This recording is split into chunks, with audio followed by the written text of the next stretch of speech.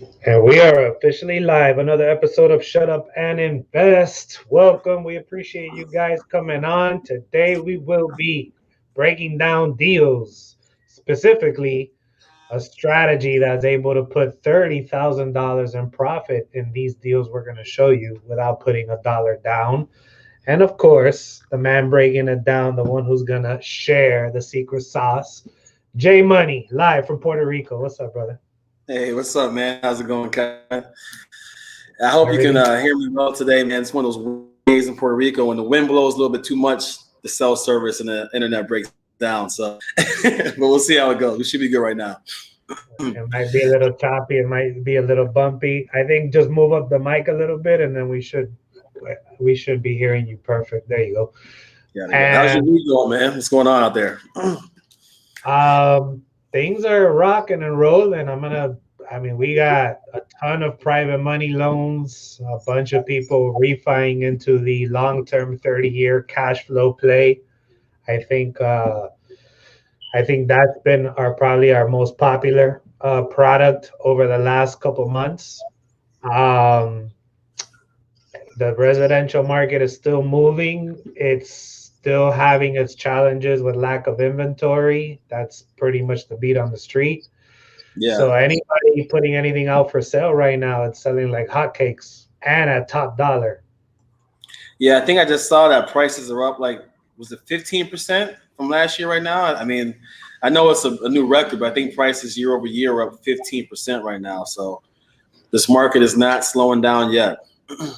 Yeah, it's just fewer units, you know. It it's funny. I've been hearing so many people share their opinions, and we'll get into the deals now in a second. We're getting more viewers coming on, and you guys love to ask questions. So I'll tell you what I'm looking at. The market and the economy seem like they are holding strong despite some of the challenges from the pandemic. However, one thing that I do not see anybody discuss is we're still in forbearance periods. Mhm. So everyone is speaking confidence, and I'm not trying to be negative Nancy here, but I'm still in a all right, I hear what everybody's saying. I hear all the statistics. I hear how the market correction isn't necessarily going to be as bad and why and all the history and every breakdown I'm listening. But what people are still not mentioning is the amount of forbearance out there that people are still not making their payments. I'm seeing it for myself on the credit reports. When we're pulling them, there's still a ton of people not making payments. And the backlog on evictions is still very much prevalent. None of those two factors do I see enter the conversation. And I just feel like those are huge wild cards that could completely swing things around once things stop. I hope not. Hey, I hope everything holds strong. I hope we get a bump in the road, but not a big hit. Like, I'm not wishing negativity, even though we capitalize on those if they do drop. But it's the one missing piece of the conversation as everybody is discussing how good things are right now. No, me personally, I mean, I talk every day. I'm just always like cautious right now, right? Because there's deals everywhere, but like sometimes it's too many, right? You got so much money, you got so many deals. It's like it's too many, right? And you don't like that's what happened before. Like those two factors you mentioned, I know for a fact I'm getting deals every day where tenants are not paying rent, right? Every day. I mean, I get 2 or 3 a day where it's like, hey, tenant's not paying, but here's the deal, right? Tenant's not paying. The seller is basically like, I'm not paying my mortgage anymore. I can't afford it, and the deal's just sitting there, right? So that's just my in-house, data from what I'm looking at. I'm talking to other guys with the same exact situation, right? So that's an issue. It's an issue you don't hear about, right? But it's definitely an issue because at some point that product has to come back into the market, right? Like you said, Forbearances are happening too. Forbearance is a totally different issue. That's when people are asking for help and not paying yet. Have to catch up. Then there's those who are just like, hey, I'm walking away now. You know, hey, what do you want to do with it? You got the house, I'm walking away, right? So that's definitely there. And it goes against the narrative of like, oh, everything's great, everything's good, you know, so you won't hear that on anything that you watch, but it's definitely there, right? So, you know, if that hits the market, if interest rates go up at all, that can cause a huge change to the real estate market. Right now, prices are super, super high. And there's two reasons: inventory, what you said, and historically, right? You can afford a house at $500K now that if rates are 4, 5, 6%, you can only afford what, 300K probably. So rates have a huge correlation to our housing price. Any movement in rates, and you start to see things come down, because what's not raising? Wages aren't going up, right? There's not I don't think jobs are going up yet. So you got to be cautious, man. I don't like to be a Debbie Downer. I'm still going out there working because this is what we do. But like, there's always that voice on my shoulder, you know, telling me, hey, you know, be cautious because who knows what's coming around the corner. Yeah. I just passed on a deal that was on my desk that was potentially, you know, it was one of those deals that you're looking at and you're like, if I do this without permits and do the full it needed a full rehab. If I go and do it without permits and the market stays hot, but it's a full bill, it's a full gut job. So I'm gonna probably go into March, April, May, June, maybe. It might take me 4 months. Ideally, I want to knock it out in 3 months. I was like, if they don't extend the forbearance periods and anything else, and we start hearing negative news, and you know, a lot can happen in the next going into the summer, right? For me, going into the summer is going to be now. I was waiting till the beginning of the year, but they extended it. So now it's okay to the summer. I'm waiting till the end of the summer. So this deal, if things remain the same and I put money into it, there could be potentially close to $80,000 on, you know, on the ball. Mm-hmm. Normally, hey, that's, you know, selling right now, top dollar, hot market, the way it is. But if I do have to end up getting inspections and getting that in, that's going to be easily another 15, 20 grand of doing things, because now I got to get the licensed plumber, I got to get the licensed electrician, I got to do everything per code without a problem, which is usually how you want to do your rehabs. So now that brings me down to 60. Best case scenario, market is fine. But what happens if something pops up? It was a wood frame. So my experience, because I've had them before, once we rip everything out, now I may have to redo that. That's going to cost me another X amount. Okay, 1 second. And material costs right now to build are through the roof, like through the roof, right? So you have to equate that. And can easily shoot up even higher. So it sounded like best case scenario, I can make 80. Worst case scenario, maybe 60. But then even worst case, if the wood is all rot, once I rip out the floor, I rip out the kitchen, now I'm there. And then if the forbearance stops and then there's a market correction and this job, because I do got to go with inspections, instead of 3 to 4 months, now takes me 6 to 8 months. That 50 grand, 40, 50 grand, worst case scenario, 60 or more, best case scenario, could easily be shot. I was like, you know what? Too much of a headache. It's wood frame. I learned my lesson last time on the wood frame on a full gut job. We still made money, but it took forever. It was a mission. If it would have been concrete block, I would have gambled. But because it's wood frame and we're in this situation, I decided to pass on it and gave it to one of my investors. Yeah, and wood frame in South Florida is a totally different animal compared to wood frame in other parts of the country, right? Like people don't realize that, but wood frame in South Florida is a risky, different animal. You know, yeah, you're dealing with termites, you're dealing with the rotting and the leaks and everything. So I've seen that job easily go from 50 to 20. And it's like, do I really want to take the risk and tie up the money to just make 20 grand on the deal?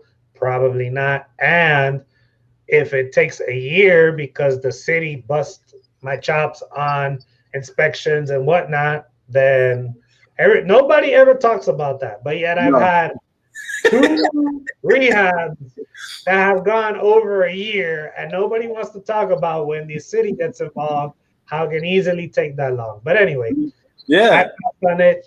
I ended up giving it to one of the other investors that their numbers are different. They do the work themselves, so they cut out a big portion of the expenses, and it makes sense for them. yeah. That's a good segue though, because that issue you're talking about right there, these 2 deals we're gonna talk about today, have no issues with that because there was no rehab done, right? We sold them and started finance. So guess what? Our end price was already calculated when we sold the house, right? That's why I stress how seller finance, on the sell side can be recession proof, Rona proof, whatever you want, whatever kind of proof that's coming, because you've already put your price in there. Yes, you have the same kind of risk as far as a foreclosure, something like that. But as far as appreciation that may or may not come, right? We're not really worried about that because we already did that in our sell price at the beginning. Yeah. You want to start breaking down these deals since I know we're tight on time? Yeah, I was able to move things around too, just so you know, so we don't have to rush out within 30 minutes. But okay. Yeah, I emailed them to you if you want to share it, but if you want to share that screen. But yeah, we're going to talk about some deals. So the first thing we're talking about, basically, we're going to tell you how we use private money, right? We use private money with zero money down out of our pocket to buy a property. We then sold that property on seller financing, on contract for deed, agreement for sale.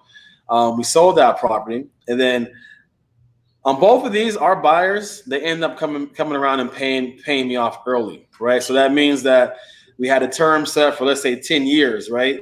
And the payoff happened 6 months later. The second deal, the payoff happened 2 months later, all right? So we're just kind of break these deals down. We'll go kind of back and forth on them, ask us any questions you guys have, and just kind of go over that one. This one right here. The Lincoln one first.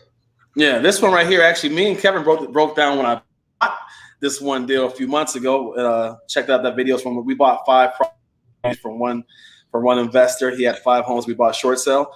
So this is one of those properties right here. So we bought one. Our all-in cost, closing costs, and everything was around $50,000. And we got private money on this one, right? So my private money, I had the loan at 11%. So it was 11% over 15 years. And my payment to my investor who loaned me the money was $612.56 per month, right? Those are my terms. So we sold this and we did this back to back. So this house needed tons of work. I didn't touch it, no rehab, never went in it. Again, I'm in Miami. This is in Pennsylvania. This is virtual investing at its best, right? Never lifted up a finger on this house. We sold it. So we bought it and sold the same day. We sold it for $90,000, $10,000 down. My buyer's interest rate was 10%, and they had a 10-year term. And this was another investor. So, my buyer's monthly P&I. So his monthly principal interest to me was $1,057.21. So we made $10,000 at close. And again, zero money down. I had 100% private money loan.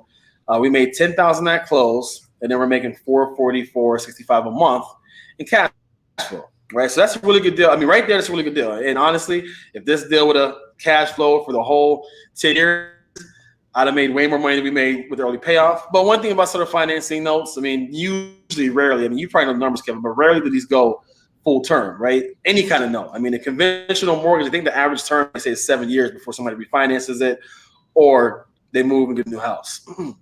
Yeah, so 5 to 7 years on average. Got it. So yeah, we sold this in July of 2020. So my investor buyer who we financed for, he actually fixed the property up and he sold it for $220, and that closed in February. Right. So here's a few things right here. We bought this property for $53,894, and when we bought it, like I couldn't wholesale this property for $65,000, $70,000. I had people look at it for $70,000 wholesale, and they turned it away. Like they wouldn't touch it. Right. So hey, I got this deal. You can pay me $70,000 cash. They would not look at it, right? So we sold it seller financing for $90,000, $10,000 down. My investor who bought it was able to put the $10,000 down, right? Leverage seller financing. He's then able to go out and put money into the rehab, and he sold it in February earlier this month, actually 2 weeks ago, for $220, right? So there's a huge spread in there that he made. Yes, he probably have into it for probably about $35, $40. So he didn't make that whole thing, but you can see how us leveraging seller finance It did a lot of things, right? He was able to buy a property, sort of finance. He fixed it up. He sold it to another investor who now is going to rent it out. This is a 3-unit. That investor now will make money in his investment. This is all from us doing seller finance at the beginning on the way that we sold it. When our payoff came on our closing 2 weeks ago, right, we got a payoff of $78,278.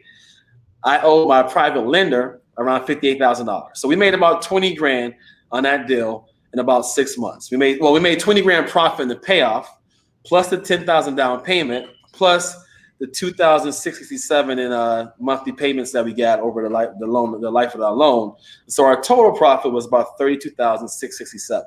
That's what we made in about 6 months. So that's not a bad deal for zero money down out of our pocket. And the thing that I love about that is everybody in the deal won, right? We made out good.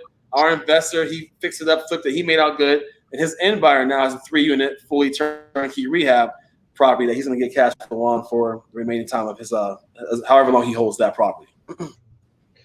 Now, Jay, some people are going to be looking at this and they're going to say, all right, well, if your price was, let's call it 54,000, rounding it up, you were able to get it at 54,000. This guy turned around and sold it for 220,000.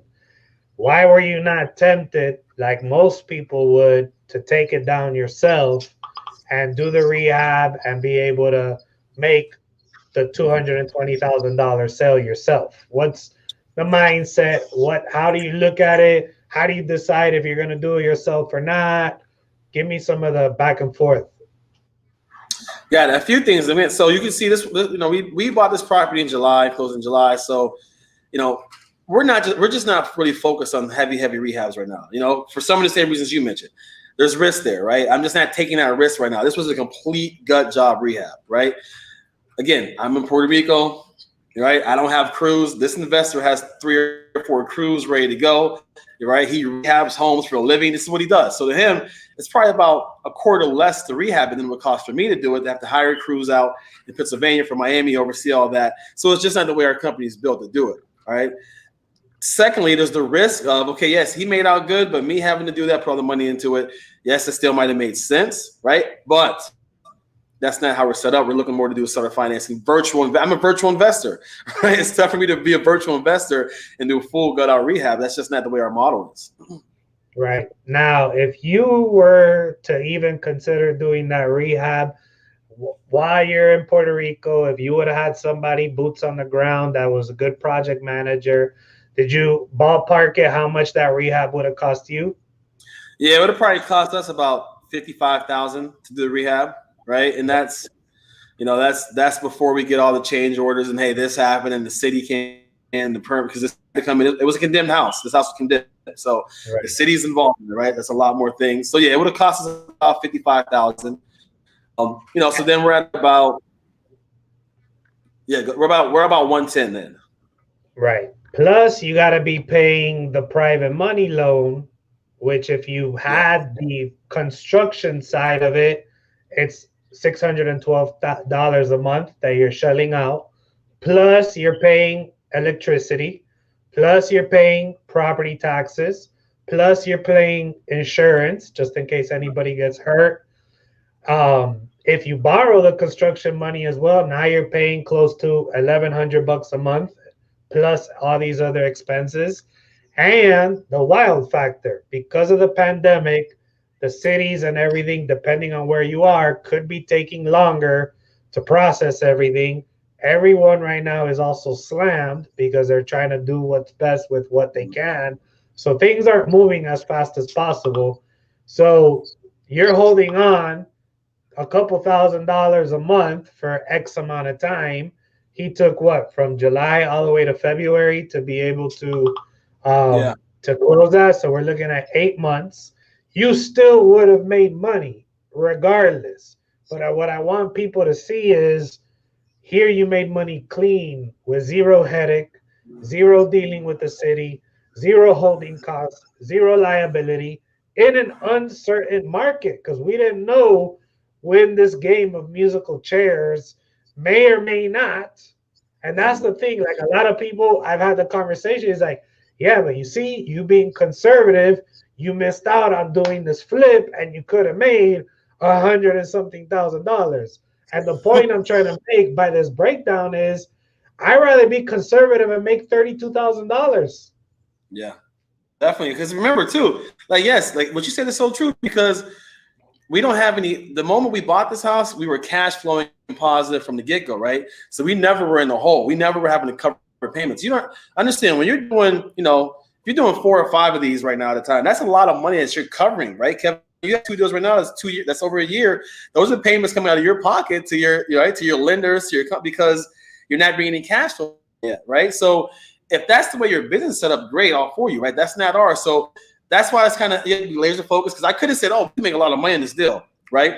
And then we went and did that, and then this is what happened. We, you know, it took us longer. We don't have the city connections, right? Maybe we had a hiccup with the city where I don't know the guy, like you know, my buyer knows the guy. We're shut down for 6 to 7 months. You do 4 or 5 of those, that's a huge hit to your cash flow and to your operations, right? So if you're doing that, it makes sense. For us, when we're doing private financing, seller financing, you have a couple of those going on at the same time. We're all sit there waiting. That takes a huge chunk out of your cash flow. Exactly. So if you guys understand that it's like any investing, you can be aggressive right now and play Russian roulette if you want to. There's nothing wrong with that. If that's what you've consciously decided, and also if your business is set up to where, hey, if you're there and you have crews, this is what you do. This is your niche. You know you can knock it out. You know you got the experience with the city. You know the inspectors. You've run this game. This is your area. Hey, we're not speaking to you because that you're in a different situation. You're sitting there saying, I know because I've done this, and because I know everybody in the city, because I know this is my wheelhouse. All right, you can come in here and basically break things down and break down your resources and break down your advantages as to why it's good. What we're showing you guys is how to creatively, with zero money down, take virtually almost risk off the table. You don't take every risk, because that guy could have not paid you and then you would have had the risk. That always exists. But if you guys understand what I'm saying, do me a favor and hit the like button. Smash that like button right now. This is about, I'm being conservative. I'm being as safe as possible and still profitable with creative financing. Yeah, because in July, well, I mean, in July it was like what, shutdown number 2. Like they tighten things now. This is in Pennsylvania where stuff was tight, where you can't even do construction for some months, right? So, that's not what I'm trying to do right now. We're trying to keep our money moving, either getting cash flow right away or doing this where, hey, we loaned it out, early payoff, we get it back. Now what happens? We get that money back to go out and buy more deals, right? That $53,000 we had locked up, when this deal comes back, we can buy 2 more deals and do that again. So, this buyer right here might do this 3 times a year, right? We're doing these kind of deals 5-6 times a month, where we're doing these, putting paper out there, it's coming back. So yeah, and like Kevin said, there's so many things in it right now. What's up, Isaac? My son's watching it. It's good to see the youth learn about seller financing. There's so many things that are going on right now where I'm trying to keep my business lean, where I can make sure that we're taking the least risk possible, and I can still live in Puerto Rico. I can live in Miami, or, we can do what we want. I can't do that if I'm rehabbing and flipping a whole house in small town Pennsylvania. 100%. Now let's talk about the next deal. So this one right here, this is in Michigan, right? So that first deal was in Pennsylvania. This deal is actually in Michigan, right? So this is a deal where we actually didn't even use private money in this deal. This is one of those deals where we got a property for $27,604. That was our price cash, right? I was able to sell this on land contract for $47,000, and my buyer put $27,000 down, right? So there's 2 ways, and we actually have this talk in my company. Okay, did we get the private money, take the $27,000 cash right now, pay on the private money and do it that way, or do we want to have a free and clear house, right? And I think that's kind of anybody you talk to is different. Me, again, I'm more conservative. If I have 50 homes, I kind of want to have 10 to 15 free and clear, right? Because if the music stops, right, I want to be able to say, hey, I don't have to come up with 50 homes to pay off right now. I want to have some cushion there, right? So we take the chances when we can to buy these homes out free and clear. So we paid this one out free and clear, all right, for $27,604. We then sold it for $47,000. She put $27,000 down 10% interest over 10 years. All right. My buyer's monthly payment to us was $737.03. So, we got this house for, let's say, $604.50. We paid the closing cost. That's what we had to pay at close. Right. Yeah, that's the big part right here. If you guys are watching, if you didn't smash the like button in the previous deal, you gotta smash the like button right now, because basically $27,000 to buy the property, and literally on the same day, $27,000 comes back. So when you find a buyer and you're closing on the property and you have that buyer lined up and they're coming with their down payment, you're just, okay, I put it to get it. Now I get it right back. Now you're in it for $604. That breaks the bank right there. Yeah, I mean that's one of those properties where you sleep good at night, right? I don't got nothing into it, right? $604. So we closed that in September, and what happened was the buyer made one payment to us, and November came and they gave us a payoff, right? So they made one payment to us of $604.50. November came, they asked for a payoff. Their payoff was $19,658. Right. So after they closed on that payoff plus the one payment, we made $20,262.50 in about a month and a half, 2 months, right? Because of seller financing. We could have not wholesaled this property for $47,000. There was no way. This property was a complete hoarder's mess, right? Maybe we might have got 35, maybe, right? But because we said, hey, we'll leverage seller financing, we'll leverage the land contract, which means buyer can put less down. They bought it with less down. Then they were able to refinance it and pay us off in 2 months. Yeah. Now, Jay said he had to hit the like button for that one. I feel you, Jay. I appreciate that. Listen, if you just said something that I want to make sure everybody really focuses on. If you would have wholesaled that, the traditional wholesaling model that most people are teaching out there, you would have maybe gotten about $35,000 on a wholesale deal. That's $8,000, a little less than $8,000. Mm-hmm. Instead, you made $20,000 plus in 60 days on that deal with virtually no money involved, because you had $604 left in the deal by the time it was all said and done. Yeah. And all we did is, right, Kevin, we just took an extra step, right? Instead of just saying, hey, here you go, cash, 35 grand, we said, okay, what can we sell this for on land contract, right? And that's how we look at it from the beginning anyway. We've talked about this. We look at it that way anyway. We don't want quick wholesale fees, right? Let's say I sold it for 50 grand with $5,000 on land contract. That's still a great deal. I made $5,000 up front, which is probably what my wholesale fee would have been. And now we're making cash flow, and we would have cash flowed it out, 10 years or probably in 2 years, we make more money by being able to add a creative way to our end buyers, right? And the key is, I texted Kevin yesterday. I said, hey, Kevin, I got somebody who's looking to refinance a house, right? The price is this. I think the price was like $45,000.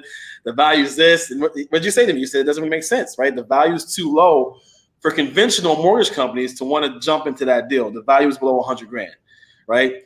That's why selling homes and seller financing is such a huge deal in these lower price markets, because you literally are the only bank there that these people can go to, right? If you don't have $47,000 cash, it's tough to go to any. Is there any mortgage broker or bank that's going to give you on a traditional mortgage or even an unconventional mortgage a loan for $47,000? It's tough right now. It's hard, right? Outside of private money, it's really tough. Yeah, because if you're refinancing, they want equity in there. And at the end of the day, when it's such a small amount, the way the banks look at it is very simple. That property may need $20,000 worth of renovations.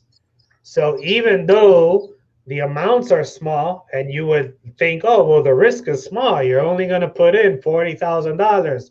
Well, if the property is only worth $65,000 and I lend you $40,000, let's say, but the property needs to be a complete renovation that costs, even if it just costs $20,000 because it's a small home and it's in a affordable, area, and the cost of living is down, and let's just say the cost of a construction is less. Okay, me as the lender, I just gave you 40. You don't pay me.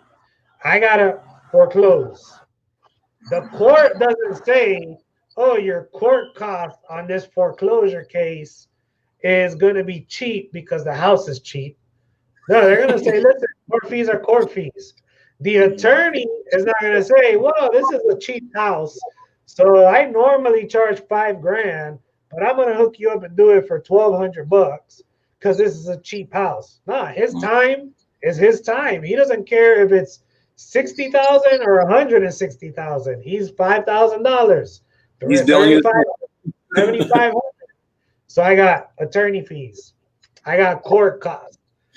Then I take back this property. If I can't sell it the way it is, and I gotta now pay for the renovation to try to recuperate my money or rent it to try to recuperate and make this a salvageable deal, now I gotta put the 20 grand in, and the property's worth exactly the same, so I can't even sell it for a profit. So I took a loss 100%, and that's the issue with those type of deals. Yeah, no, that's so key what you said too, because that's the thing. So you look at when we do it this way, right? We bought the property for $27,000, right? Let's say she didn't put down a huge down payment. Let's say it was a normal buyer, they put down $5,000, right? Let's say we sold it for 50 grand. We asked for 10%. They put down $5,000, right? So now we're into it for, let's say, 22,000, right? End of the day, worst scenario, they get the house, they can't fix it up, we get the house back. We'll just do that same thing all over again because we got it for 22,000, right? We'll do the same thing all over again, get another down payment, and hopefully that buyer does what they need to do and they start paying us month to month, right? That's the difference, because we're acquiring these homes at wholesale prices, but then using seller financing private lender terms to sell them, right? And like we keep saying, it's the best of both worlds. And in inner city America or rural America or wherever, you know, prices are low, you're the only bank in town, okay? And I've had people tell me, oh, you know, this doesn't make sense. The house, after they fix the house up, there's no deal there. Well, I'm showing you all the time how these houses that need so much work still make sense in the numbers with seller financing, because you're leveraging your seller financing numbers. 100%. This is so good. I need to log in my other account so I can double like. Listen, guys, this is what we're working on one-on-one with a lot of you that have reached out. If you guys are interested in learning more and actually us holding your hand through it, partnering on these deals together, reach out to us. We'll let you know how that works. There is meat on the bone without you having to touch a hammer. I'm not anti-flip and I'm not anti-renovations. I have done them. I am doing them. I'm in the middle of one right now, and I love the flippers that buy from us, the flippers that borrow money from us. I support you guys 100%. But if you don't have the crew, the resources, the experience, we're showing you guys creatively how you can do deals, walk out with nice chunks of change.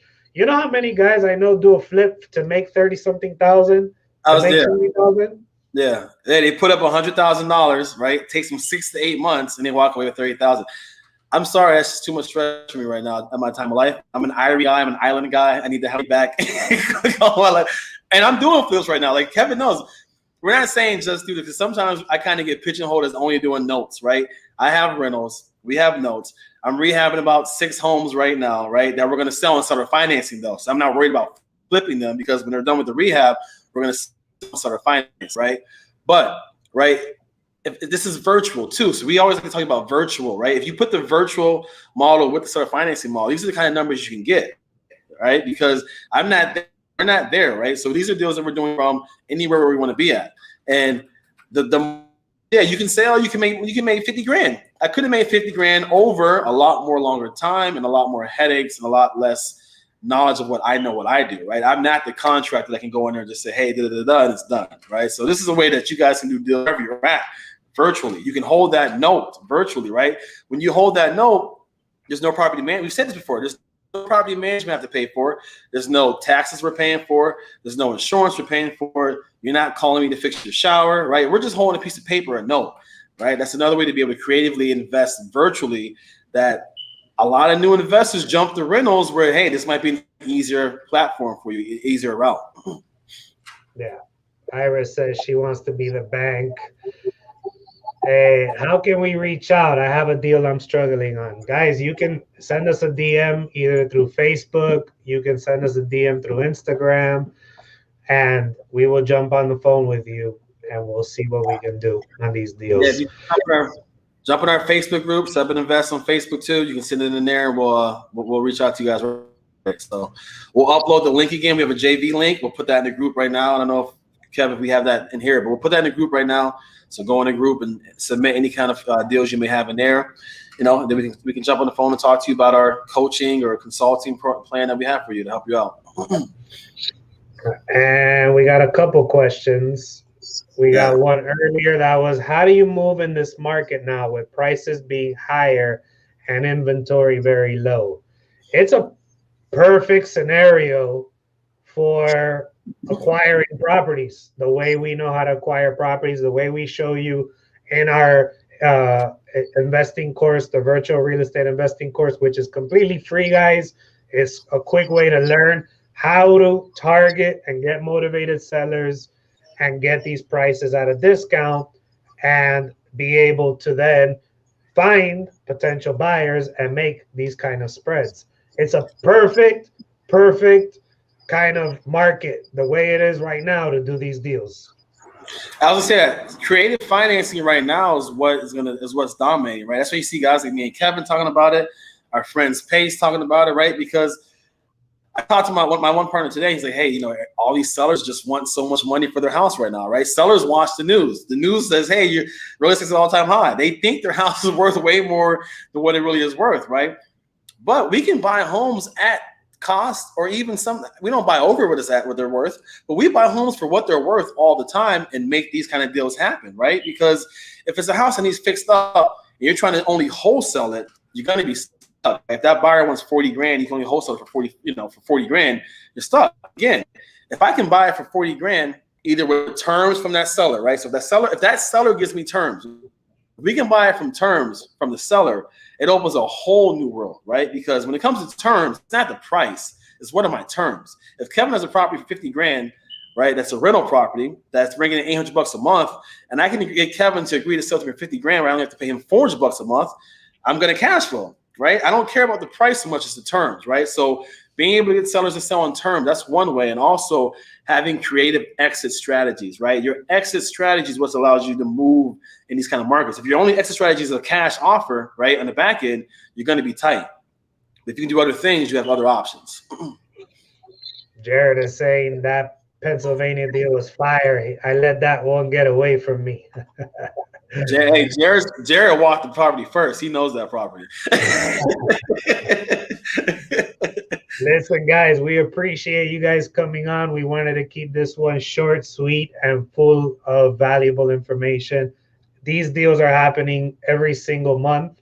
We love to be able to show you guys more. Go ahead and get the free training at shutupandinvest.club. Reach out to us via social media. We're regular guys doing deals every single month. We'll get on the phone with you. We'll chop it up. We'll see how we can help you. We got one last question. We'll fit it in before we let you guys go. What's the conversation to get sellers to do creative financing? Man, so we'll break it down quickly, but I would say go to our shopandinvest.club. We have a whole module on getting sellers to take creative financing offers, right? A whole module in there for free, right? Usually the seller will give you a tell first, right, Kevin? So, for example, if Kevin's an investor and he calls me, and we hear this a lot right now, like you hear this every day, the tenant stopped paying, right? The tenant stopped paying. I can't afford to make this payment. The tenant's not paying, right? I'm tired of tenants. That tells you right now that that seller enjoys cash flow, but he's not getting cash flow anymore, right? So I jump in and say, hey, what if I can show you a way where you can still get some monthly cash flow without any headaches of being a landlord, any tenant headaches, anything? You become the bank, right? They open up to that because they don't really want to sell that property, right? They're selling that property because they can't get any cash from that. So if we say, hey, we get you cash flow, we'll give you low payments per month, right? Where you finance it to us, and then we pay you per month, and then now we get that property. We use our professional skills to go in there and rework the property so it can cash flow for us, and now we all win, right? So that's one easy way is, and I'll say this, when you're talking on the phone to sellers, listen. People talk way more than they listen.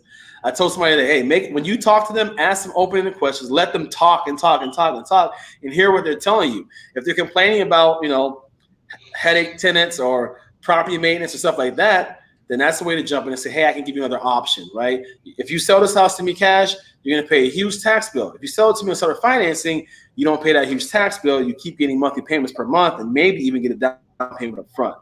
So, that's the number one way to do it. But I would say jump into that free investing course. We kind of break this down to detail. This is the number one question we're asked. Yeah. Guys, we appreciate you guys as always. Hit that like button, subscribe, share this with a friend that needs to hear this. Jump on phone calls with us. Let's see how we can help you out. Make sure you Shut Up and Invest some love so that we can keep this going. The reason we do it is to connect with you guys. As always, shut up and invest.